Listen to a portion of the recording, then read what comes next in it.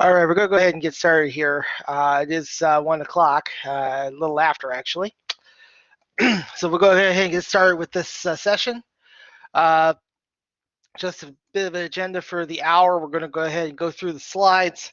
I'll take some questions, and then we will go ahead and take a look at the state of the discussion board.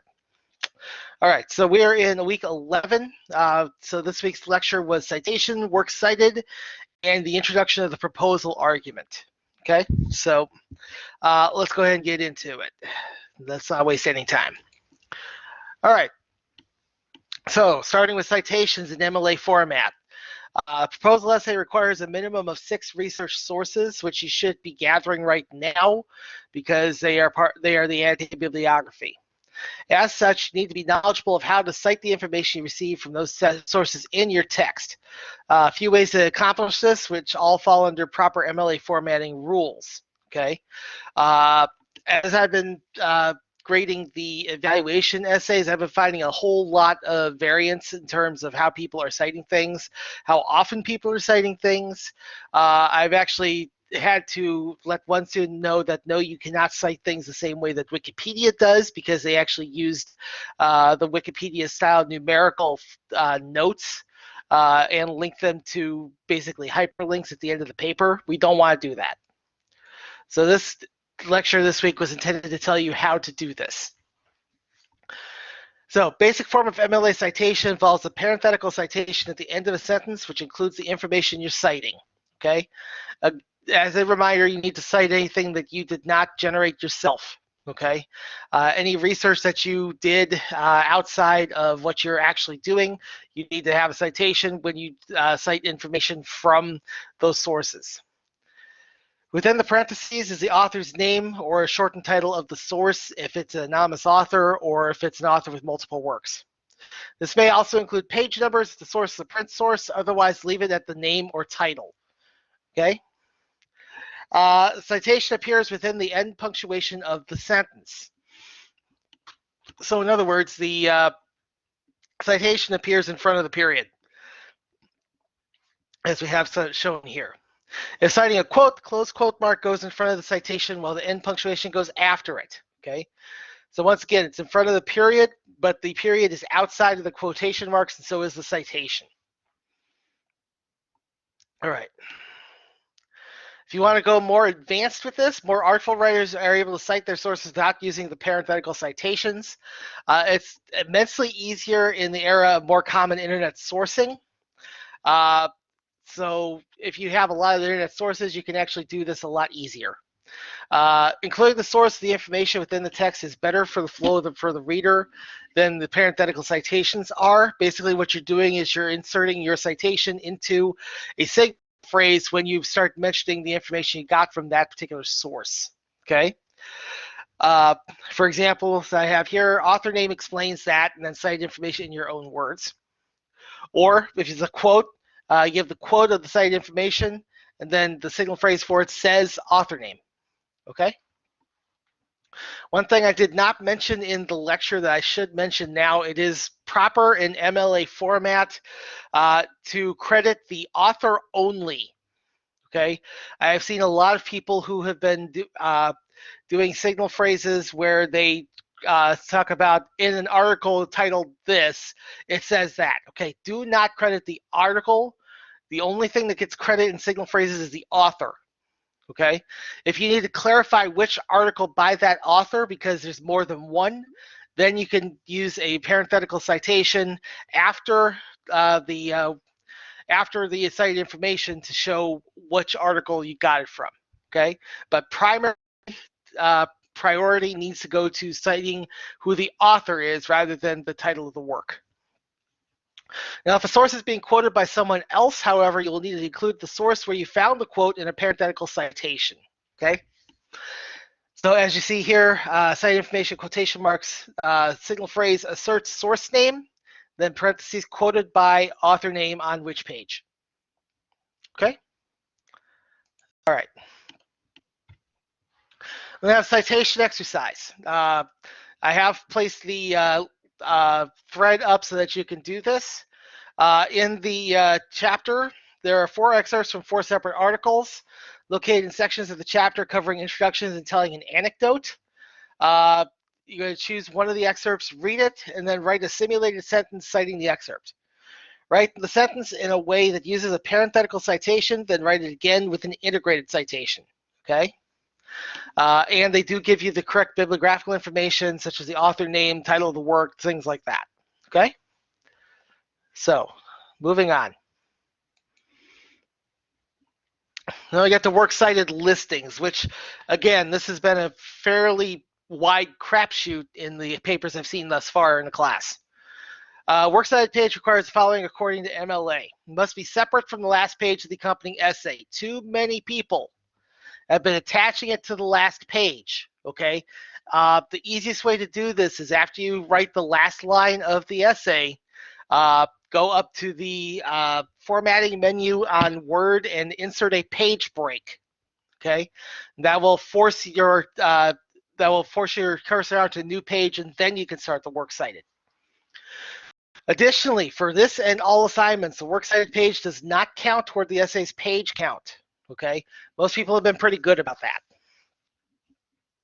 Listings must be in alphabetical order based on the first word in each listing, excluding articles like a, an, or the, okay? Alphabetical order based on the first word, okay? It's either going to be an author's name or it's going to be the first word of a title that isn't a, and, the, or any articles like that. At their base, each listing in the works cited page must include title of the work, the publication or publishing company or website which presented the work, and the date of the work's initial publication. All this stuff has to be included in with your listing. This is the general template that Purdue OWL presents to you. I wanted to show this to you for the proper formatting, including this, if you can see here, the hanging indents. Okay. As you notice here, all these are on a one tab space in from the margin. If the margin's over here, okay? Margin's over here, these guys are one tab space in, all right? That's how you do a hanging indent. And this is all of the information that you need to include into that works cited listing. I need to note here, I've circled second container's title. This should also be in italics, okay? All right, in the video, we actually go through the Purdue OWL pages, okay? There's an extensive MLA guide with several guidelines for how to properly include virtually every possible form of media into an MLA works cited page, divided into books, periodicals, electronic sources, and other common sources, okay? The links are available in the PowerPoint YouTube lectures link on eCampus under week 9. This also includes the link to the MLA guides for in-text citation, okay? And if you've watched the lecture video, you know that we went through all of these pages briefly, went over the ones that are going to be most important to you. As you probably recall, there's some oddball ones that are very specific in terms of how they use citation. For instance, the Bible. You need to cite which version of the Bible you're using. For a tweet, you have to include the full text of the tweet in the citation, which I'm pretty sure is probably going to change because they've increased the character limit on Twitter. For programs that you find on streaming services, you need to cite the streaming service as a second container. So things like Netflix, Hulu, Disney Plus, things like that. All right, what is a proposal? They're getting into the actual proposal part of this, okay?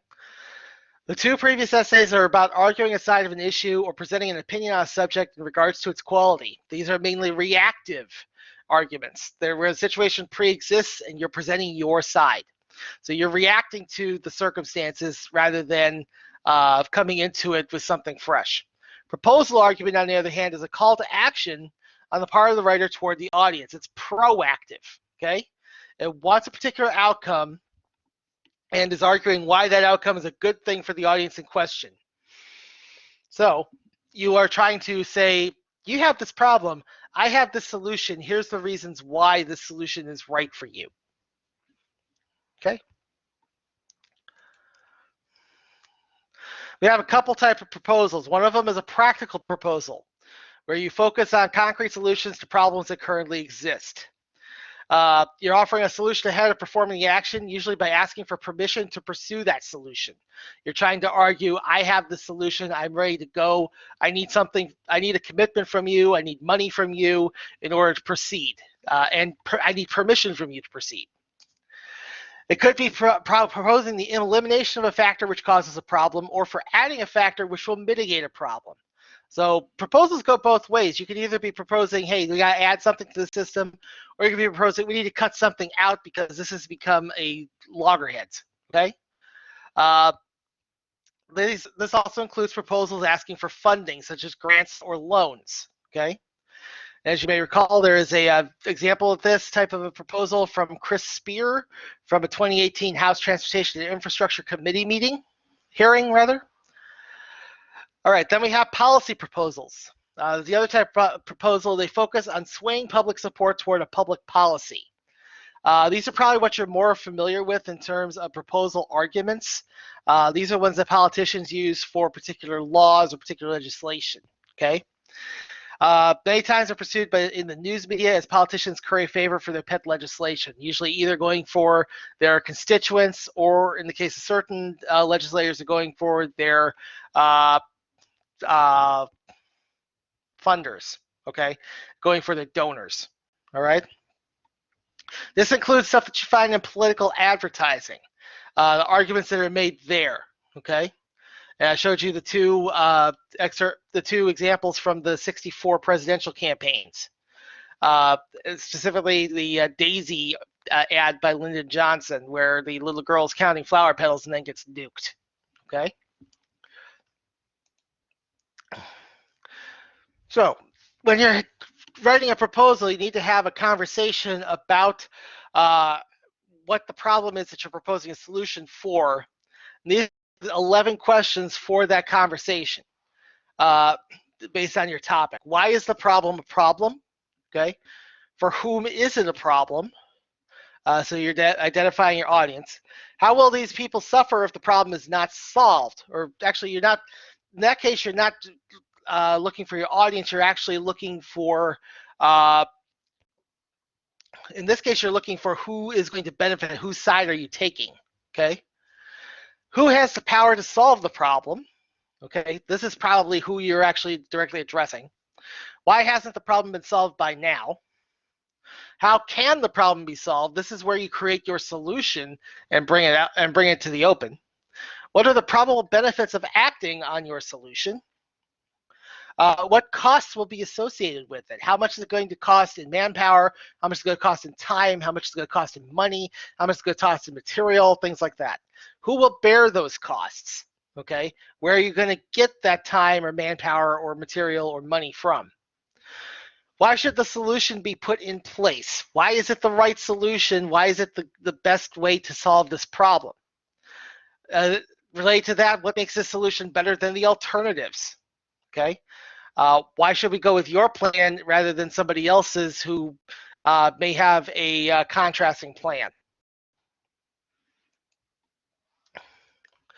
As you talk about writing a proposal, it needs to offer a solution to a problem. Keep in mind that there are alternatives to every problem, including doing nothing. Okay.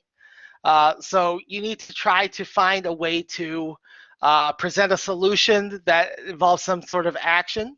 Okay. You must convince your audience that action must be taken and that your proposed action is the right action for the current situation.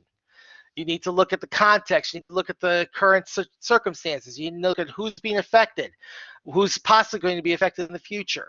Everything has to be taken into consideration when you're coming up with your proposal. It's broken into 3 parts in a proposal essay, typically. First part, describe the problem. Demonstrate that there is a significant problem in existence. Okay, tell us why there is a problem. Make it real for the audience. Make them feel that it is not right. Okay. Then a few things to ponder here. Who is affected by the problem? Who directly is getting posed here. What caused the problem? Was it somebody's inaction, or was it something that broke down, or something that is baked into the system, or what? Okay. Why hasn't it been solved already? Why haven't we actually taken any action yet to figure out how to fix this? What negative consequences are there for allowing the problem to continue to exist? Okay. If we do nothing, what's going to be the worst that could happen? Okay. Next is a proposal for a solution. Describe your solution with enough detail to show how it would work and what it would cost. Okay. You need to get into as much detail as you can to show what you intend to do, how it's going to benefit, how much it's going to cost, what you need in order to accomplish this goal. Ideally, you should have a solution in mind by this point. Okay. If you do not have a viable solution, you may opt for a planning proposal, where the solution is convening a committee to propose solutions at a later time. For the purposes of the assignment, I don't want you guys doing that because that's basically kicking the can down the road. And we don't want to do that with this proposal. We want a straight up policy or practical proposal that's going to solve the problem. Okay?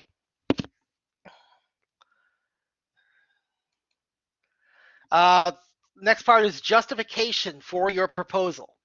Persuade the audience that there's justification in reaching your solution to the problem. So demonstrate for them why your solution is the best option. So in this case, you'll be basically refuting your opposition. In this case, that entails pointing out the drawbacks to alternative solutions in your argument. Okay, why do the alternate solutions not work? What is wrong with them? What's going to happen if those alternate solutions are put in place? Choose strategies to justify your solution. We have three possibilities here. Argument from principle. Your solution should be enacted because it's the right thing to do, according to your audience's value or belief system on which you share. Okay, so this is the moral argument. Do this because it is the morally right thing to do. In your conscience, you know I'm right. Okay. Argument from consequence. Your solution should be enacted because the consequences will be positive for the audience. This can also be used to justify not taking action, as potential consequences could be negative. Okay? So in this case, you want to try to argue that there is something in it for the audience. There's going to be something that they will benefit from out of your proposal. Third is argument from precedent or analogy. Your solution should be enacted because similar solutions have been enacted previously with positive outcomes. Okay? You can also use an analogy to show how your solution will benefit the audience. Okay? So in this case, we have the logical means. Okay? This time, what we're looking at is this is going to work because it's actually worked before. Let me tell you about this circumstance where it's actually been put into place before. Where they've done a similar solution and they've come out ahead. Okay, so that's how that works. And finally, we get into multimodal proposals here. Some proposals use multimodal methods to invoke emotional or logical responses to the audience. This leads to a more receptive audience for the proposed solution within the proposal. Okay. If you give them something that appeals to them on a visual level or some other sensory level, that will help to slam your message home. This graphic here is part of a multimodal proposal for legalization of marijuana. Okay, and it's kind of showing the justification as to why these efforts exist, and it's basically because the situation with the marijuana criminalization has always been racially and politically motivated, not out of any kind of public health crisis. It's always been about politics. It's always been about manipulating public perception. Okay. That gets us to the proposal essay assignment. So your assignment for this one: write a proposal argument based on the discussion that you're having with your team with your annotated bibliographies. Okay, you're basically writing this based on the research question that you are writing your annotated bibliography on. Okay, You're also using the sources that you're collecting for that project as your sources for this essay. So what you need to include in the essay, you need to describe a problem in detail, especially why the audience should care about it, okay? You need to offer a solution, including all the conditions it will take to enact that solution. And then you'll need to justify the solution. Make the audience believe yours is the right one to follow. The additional thing here is that there's an extra 10 points available on this one if you create a multimodal work to summarize your proposal and you turn it in along with your proposal essay. So if you can create some kind of multimodal presentation to go along with your essay, I will give you a bonus 10 points, okay? Now, essay requirements. Essay should be 3 to 5 pages, double spaced, have 11 or 12 point font, Times New Roman, Arial, Calibri, just standard fonts. Work cited in citations in proper MLA format. You'll probably be doing some research for this argument. Most likely, not everything that your team finds is going to be useful, so you might have to go out and find a couple more research sources that will help you.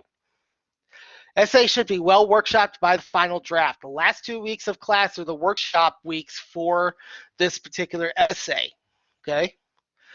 So the revision workshop is the last week of April.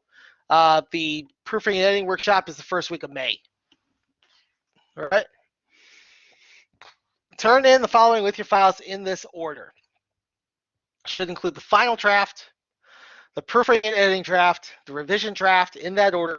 Then following that, the multimodal work, if you choose to do that. It may be turned in as a separate file if necessary. For this part only, I will also accept JPEGs and Photoshop format files or hyperlinks if turning in videos or podcasts. Okay? Now again, here are the important dates for this essay. Revision workshop is April 26th. Proofing and editing workshop is May 3rd. The final due date is May 7th. Okay? That is actually a hard due date because that's the last day of class. I really cannot accept any of these essays late because the week after that is finals week. Okay? All right, so that does it for the slides for this week. Let's take about 5 minutes. I'll take any questions that you guys have, and then we will move on to the current discussion board.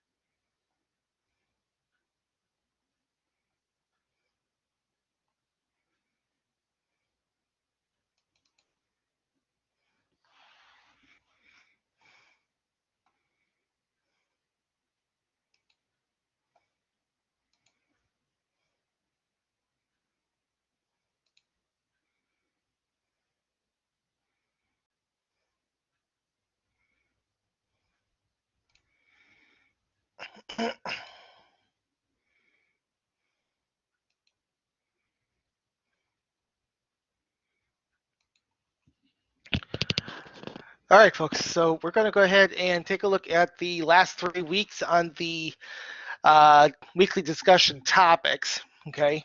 As I mentioned before, or maybe I didn't mention in the session, I think I mentioned in the lecture I just filmed, the lecture exercises are part of your discussion board grades, so make sure that you guys are continuing to do those exercises if you haven't been, okay? All right, so just wanted to go through the most recent 3 topics. Fortunately enough, there's only one more of these run-throughs we have to go through because the discussion board is only going to go 14 weeks, okay? So this is week 9. This was immediately after spring break, okay? This one was money for nothing, but your NFTs aren't free. Let's take a look. A recent hot news in investment circles has been the next version of cryptocurrency, non-fungible tokens, or NFTs. These new, not particularly easy to explain investment products are basically digital assets that are stored in the same blockchain system that cryptocurrencies use, making them unique and granting them value based on what people are willing to pay for them, even though they exist solely as blockchain data. The most headlines derived from NFTs thus far came from Jack Dorsey, the founder of Twitter, who sold an NFT of his first tweet at auction, where it went for $2.5 million. Others have started offering NFTs of artwork, video stills, audio samples, and other forms of digital files. The frenzy for NFTs, however, is creating concern on multiple fronts. Artists are concerned because of scams arising where potential NFT speculators steal artwork to create NFTs to sell, usually through Twitter bots which link a posted artwork to a digital blockchain wallet. Environmentalists have raised concern due to the amount of energy the computers running the blockchain systems require, that the power requirements are creating higher amounts of pollution from power stations. Additionally, it comes down to the basic idea that NFTs only have value because investors believe they do. This could potentially lead to a new high-tech investment bubble that, when it bursts, could devastate real-world economies. For your discussion this week, argue for or against investment in NFTs. Are there any ethical considerations to take into account when getting into this market? If you were made aware of an NFT you owned being created from stolen art, how would that affect your decision on whether to invest in NFTs? Would you personally put money into an NFT, and why or why not? There are 5 sources that go along with this topic. One from Investopedia, what is a non-fungible token? One from Benzinga, Jack Dorsey NFT sale of first ever tweet secures $2.5 million bid on auction's expiry. We have one from The Guardian, the hidden cost of the craze for non-fungible tokens. We have one from Vice, people are stealing art and turning it into NFTs. And then from Polygon, NFTs are generating huge paydays for some artists, others feel under siege. Okay, most people have been replying to this with stuff about how NFTs are too confusing for them to invest in. Some people are saying that they are too ethically questionable, that they would never probably invest in them themselves. Just as a general idea of where the discussion's been going. All right, so week 10, the predicament of the good ship ever given. Here is your topic for this one. Last Tuesday, all eyes around the world suddenly turned to the Suez Canal in Egypt, where the massive container ship Ever Given had turned perpendicular in the canal and launched itself, blocking the canal entirely. Efforts to unblock the canal and move the ship have been met with frustration as the ship's massive weight led to it becoming lodged in the sandy bottom of the canal.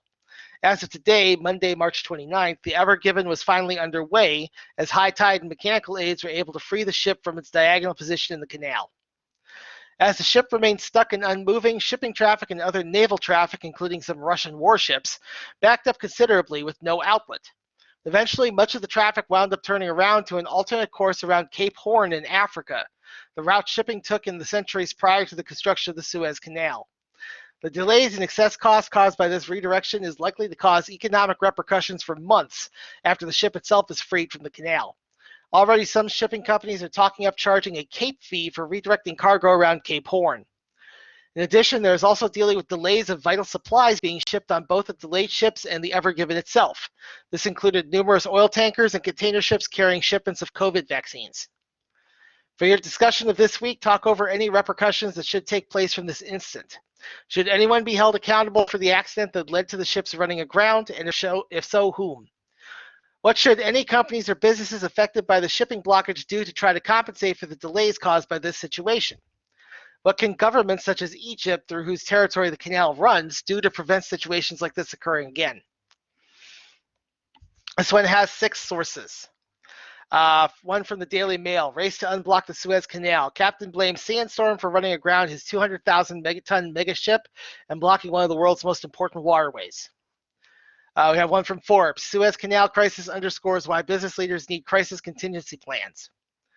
We have American Shipper: what the Suez Canal accident means to the tanker business. We have Bloomberg: insurers may be on hook for millions tied to Suez Canal crisis. We have Sky News: Suez Canal, UK firm warns stranded Ever Given could mean higher prices for British shoppers. And then finally, South China Morning Post: Suez Canal ship Ever Given freed, ending week-long crisis in one of the world's busiest trade routes. So a lot of folks who have responded thus far have said that it truly is a pure accident. They don't really need to hold anybody responsible for it.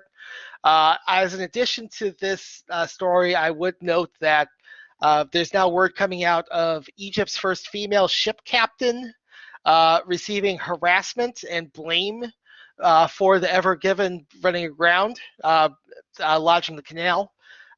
Problem with this being, A, the Ever Given is not her ship, and B, the ship she does captain was 200 miles away from the Suez Canal when the incident happened, so it can't possibly be her fault except by some weird butterfly effect logic.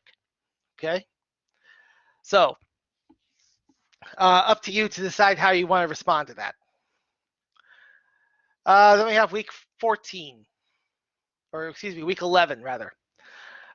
Repercussions for voter suppression. Now, here is the topic. This was just posted this week. Instant blowback met the controversial signing of a law in Georgia, which has been widely criticized as a voter suppression law. The law in question, among other things it does, removes the Secretary of State from his position as the head of the State Election Commission, reduces early voting periods prior to elections, restricts early voting on Sundays, a move seen to directly target black churches' souls to the polls drives, limits mail-in voting, outlaws offering basic services such as handing out water to voters waiting in line, and most egregiously to many, allows the state legislature to remove county polling officials if any suspicion of voter fraud is given, an aspect of the law which has been interpreted as blaming the polling officials that the election results aren't what the party in power want. Controversy even accompanied the signing of the bill itself, as it was a closed-door signing, photos of which were released showing the Georgia governor signing it under a painting of a slave plantation, and a lawmaker who knocked on the door of the signing wound up arrested and charged with 4 felonies. The blowback to the law's passage was slightly slow but highly impactful when it did come. A group of black CEOs took out advertising protesting the law and were soon joined in public announcement by Georgia-based companies Delta Airlines and Coca-Cola. Soon afterward, and probably more publicly, Major League Baseball announced that this year's All-Star Game, previously scheduled this year to be held in Atlanta, would be withdrawing the game from the city over the passage of the law, a move not unprecedented in the sports world. In 1988, the NFL withdrew the Super Bowl from Arizona over the state's refusal to recognize MLK Day as a holiday. And in 2017, the NBA withdrew its All-Star Game from Charlotte over North Carolina's anti-trans bathroom bill. Georgia, however, has been trying to fight back, as soon afterwards state lawmakers announced a threat to take away Delta's tax breaks, and Georgia legislators in Congress announced a reconsideration of MLB's antitrust status. Even despite this, more businesses are being pressured to boycott or protest the state, including one of the state's biggest investors, Hollywood Studios, filming in the state, the largest being Disney Marvel. For your discussion this week, take a side in this dispute and argue for your chosen side. Is Georgia ensuring a fair vote, or are they specifically targeting minority voters after the 2020 election and their Senate runoffs? Should the businesses speak out against the law or remain silent? How much impact will the MLB decision to take away the All-Star Game have? Once again, we have 6 sources for this one. First one from KGO in San Francisco. From handing out water to Sunday voting, what to know about Georgia's new Republican election law. Yeah, from WXIA in Atlanta, Georgia companies respond to new voting law signed by Governor Kemp as calls for boycotts rise. And from CNBC, U.S. companies face boycott threats, mounting pressure to take sides in America's voting rights battle. Yeah, from CNN, MLB moving All-Star game from Georgia after voting law. Another one from CNN, as restrictive voting bills multiply, GOP signals it won't bow to corporate pressure. Then finally from Deadline, Hollywood's Georgia conundrum. Restrictive voting laws threaten to turn peach of a location venue into pariah. There's a couple of elements I want to add to this topic for you guys, one of which is about the lawmaker who's now facing felonies. It should be noted that this is a African-American lawmaker who tried to knock on the door. And it was basically as a sign of protest. Now, the thing is that this is not something that hasn't happened even in Georgia. There was actually an unpopular bill that was signed by the governor that had a white legislator knocking on the door for another closed-door signing. The white legislator was not arrested. In fact, he wasn't even harassed. But the African-American legislator was rather roughly arrested. There is video of her getting arrested at the governor's mansion, and it's hard to watch. The other thing is about the Major League Baseball All-Star Game. Yesterday, they announced the new location of it. The new location of the game is going to be played this year in Denver. The Colorado Rockies will be the host team. Now, folks in Georgia were up in arms about this. Many of them Republican, basically by saying, "Why does Colorado get it? They have a similar voting rights law. They have a similar voter law than the one that we just passed." The thing is that that's an oversimplification of the Colorado voter laws. And partly because the situations do not match up at all, specifically because Colorado has a system set up where you can vote by mail automatically if you want, and they also have same-day voter registration. They have much looser election laws, and it shows that they do have shorter. They have a shorter early voting period.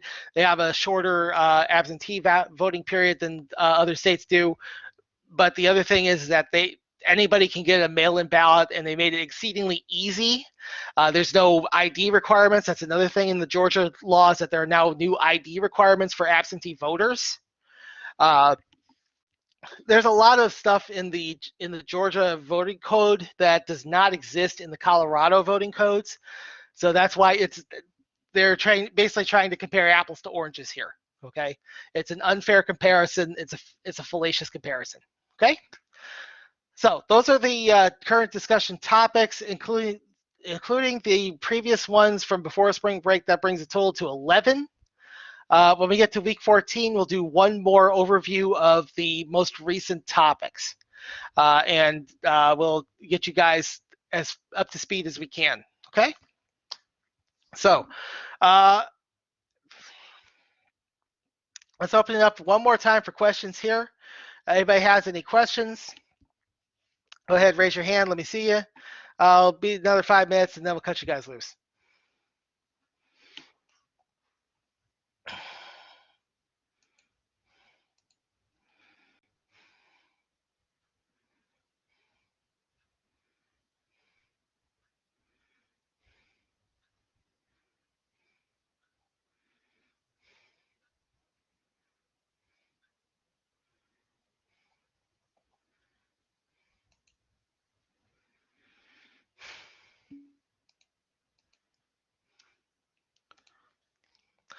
The essay is yes. You hit 9 tabs part of your grade, and the discussion board is part of your grade. Both the discussion topics and the lecture exercises. Okay, both of those sections of the discussion board count. And then, of course, the final exam.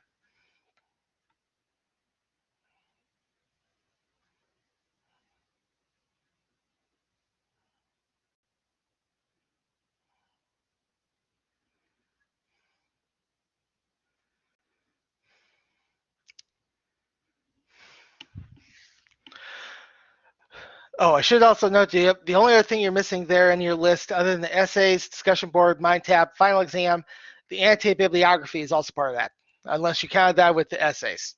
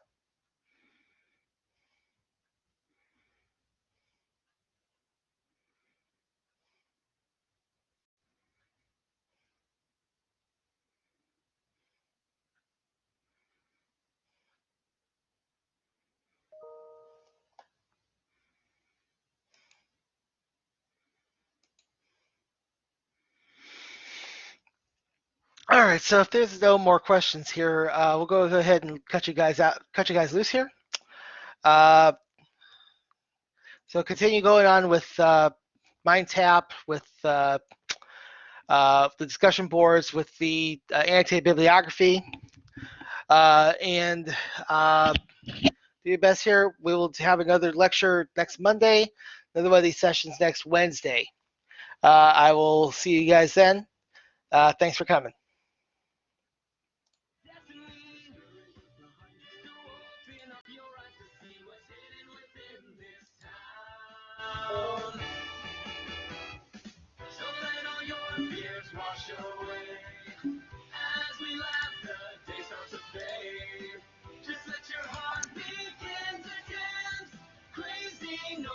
So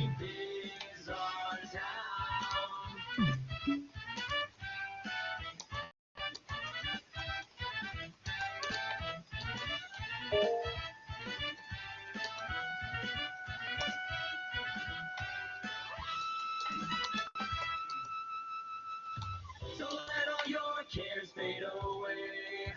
The ticking clocks will capture the beat.